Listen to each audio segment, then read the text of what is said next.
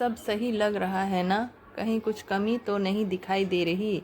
कुर्सी पर बैठी अपनी सास से प्रगति ने एक बार फिर से घर का मुआयना करते हुए पूछा। प्रगति, यह तीसरी बार पूछ रही हो तुम मुझसे? सब तो अच्छा है, अब तुम तैयार हो जाओ, उसके बाद बाकी काम देखना। सुबह से काम में लगी हुई हो। प्रगति की सास ने मुस्कुराते हुए कहा। अरे माँ, आजकल लड़की वाले सब कुछ देखकर तसल्ली करके ही रिश्ता जोड़ते हैं। पहले वाली बात थोड़ी रह गई कि केवल घर परिवार जमीन आदि देखकर संबंध कर ले। अब तो घर के रहन सहन का स्तर भी देखा जाने लगा है। प्रगति ने पहले से कहीं सही बिछी दीवान की चादर को खींचकर और ठीक करने की कोशिश करते हुए कहा। तभी उसकी नज़र बरामदे में रखे गमलों पर गई। आयुष, अभी तक ये गमले हटाए नहीं यहाँ से। मैंने कहा था ना कि इनको दीवार के किनारे कर दो ताकि जगह दिखाई दे। झुंझलाती हुई प्रगति खुद ही गमले खिसकाने लगी। मम्मी, थोड़ा सा तो सब्र किया करो। आ तो रहा था मैं। पापा कोई दूसरा काम बता देते हैं तो कभी दादू बगीचे में पानी देने की कहने लगते हैं, और नीतीश भाई के तो हाल ही मत पूछो। अभी से दूल्हा बनने की प्रैक्टिस करते हुए अपने सब काम मुझसे करवा रहे हैं। मैं अकेली जान क्या क्या करूं?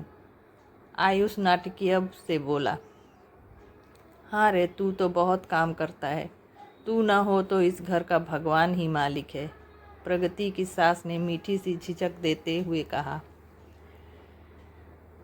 तब तक आयुष प्रगति को हटाकर खुद गमले किनारे कर चुका था। कमर में खोसे पल्लू को निकालकर अपना माथा पोंछती हुई प्रगति दादी पोते की नोक-झोंक सुनकर मुस्कुरा रही थी।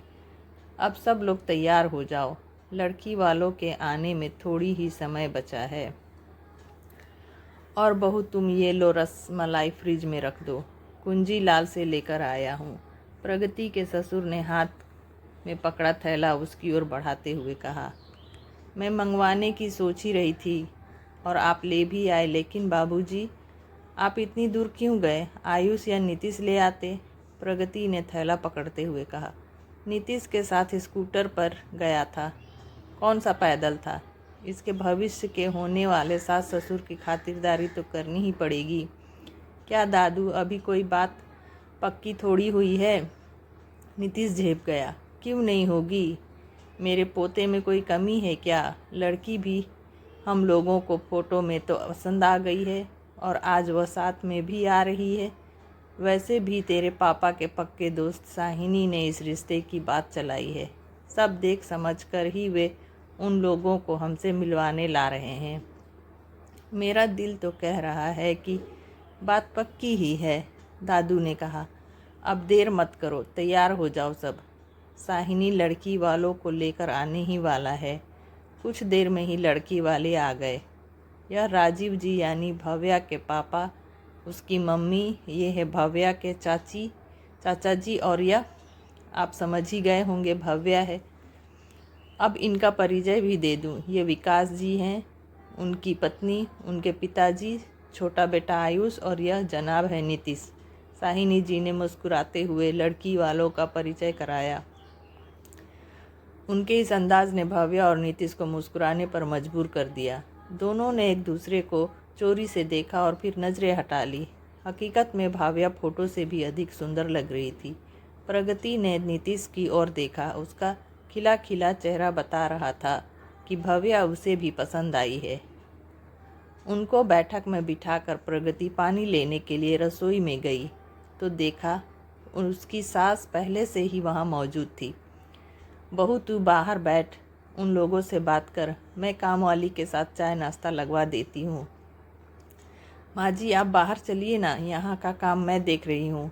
यह रिश्ते नाते की बात आप ज़्यादा अच्छी तरह कर पाएंगी, प्रगति ने प्रतिवाद करते हुए कहा। मैं भी आती हूँ, लेकिन पहले तू बाहर जा। लड़के की माँ है तू, थोड़ा तो समझ, और आजकल के चाल चलन क्या है यह सब तुम लोग ज़्यादा बेहतर जानते हो। अब सास बनने वाली हो तुम, चलो जाओ बाहर। सास के जोर देने पर प्रगति भी ड्राइंग रूम में आकर बैठ गई। थोड़ी बात करने के बाद उन लोगों ने नीतीश को भव्या के साथ बगीचा देखने के बहाने बातचीत का अवसर देने के लिए बाहर भेज दिया। चलिए बच्चे, अब आपस में एक दूसरे को समझ लें तो बात आगे बढ़े, नीतीश के पापा ने मुस्कुराते हुए कहा।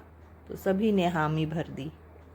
आप लोग बात करिए, मेरी दवाई का समय हो गया है, मैं थोड़ी देर में आता हूँ। नीतीश के दादाजी अपनी छड़ी के सहारे अपने कमरे में चले गए। भव्या के पिताजी उनको जाते हुए ध्यान से देख रहे थे। बिजनेस, घर आदि की बात करते हुए अचानक भव्या के पिता ने खखारते हुए गला साफ किया। वैसे तो साहिनी जी ने लड़के और आप लोगों की बहुत तारीफ़ की है, लेकिन हम लोग आज पहली बार मिले हैं और बात कर रहे हैं। मुझे एक सवाल करना था आपसे।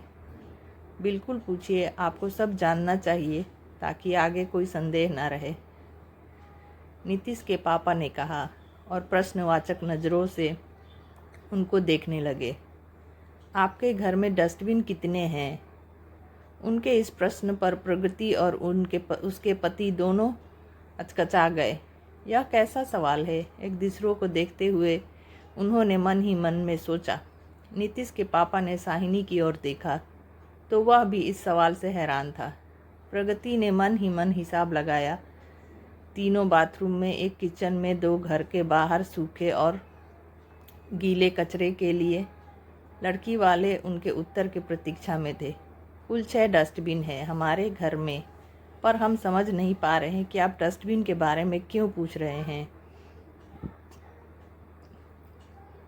प्रगति के चेहरे पर ढेर सारा असमंजस था। लड़की वाले अब हल्की सी उलझन में दिखे।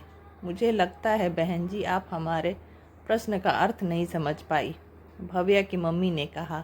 तो प्रगति के साथ ही बाकी लोगों की नज़रें भी उनकी ओर उठ गई। अभी तक मोबाइल देख रहा आयुष भी हतप्रभ था और उसने मोबाइल साइड में रख दिया था। मैं सच में नहीं समझ पा रही।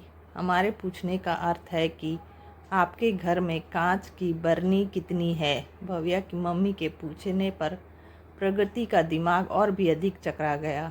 कभी गिननी नहीं हमने, और आजकल तो किचन में कांच के बर्तन और बरनी रखने का फिर से फैशन आ गया है। प्रगति ने कहा, हाँ, यह सेहत के लिए भी अच्छा है। प्लास्टिक का कम से कम उपयोग करना ही सही है। क्या भव्या जी के हाथ से सामान छूट जाता है? आयुष ने पूछ लिया। भव्या के घर वाले मुस्कुराने लगे। हाँ बेटा, आप सही कह रहे हो, लेकिन हमारे पूछने का अभिप्राय यह नहीं है।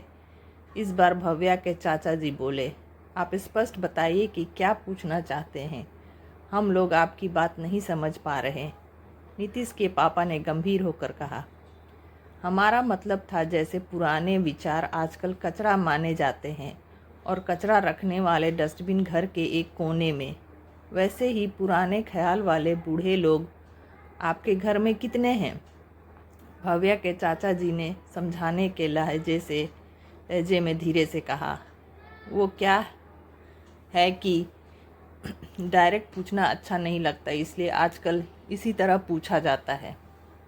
भव्या की मम्मी ने हल्की सी मुस्कान के साथ कहा, कांच की बरनी का अर्थ भी आप समझ ही गई होंगे। कांच की उम्र ज़्यादा नहीं होती है। प्रगति का चेहरा लाल हो गया। विकास जी और आयुष के साथ साहनी जी भी सन्न थे। वे कुछ बोलते इससे पहले ही नीतीश की तेज आवाज़ गूंजी, शर्म नहीं आई आपको? इस तरह बोलने से पहले घर के बुजुर्ग डस्टबिन होते हैं क्या? रुको नीतीश, भव्या जोर से बोली। पापा, आप लोग कैसी बात कर रहे थे? चाचा जी, आपके बेटे की भी शादी होगी, तब वे लोग भी यही सवाल करेंगे तो आपको कैसा लगेगा? भव्या, नाराज़ मत हो, हम तो तुम्हारे भले के लिए ही जानकारी ले रहे थे।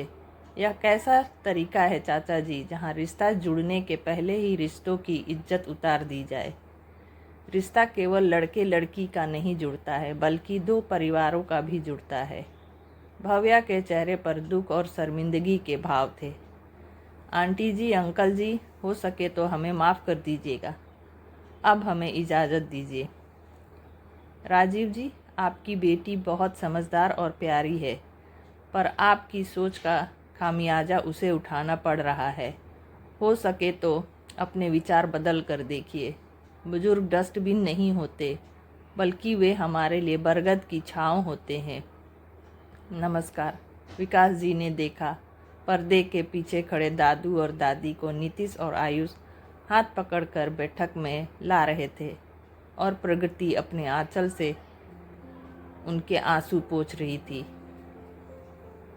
तो कैसी लगी दोस्तों आपको यह कहानी? मिलते हैं नेक्स्ट वीडियो में।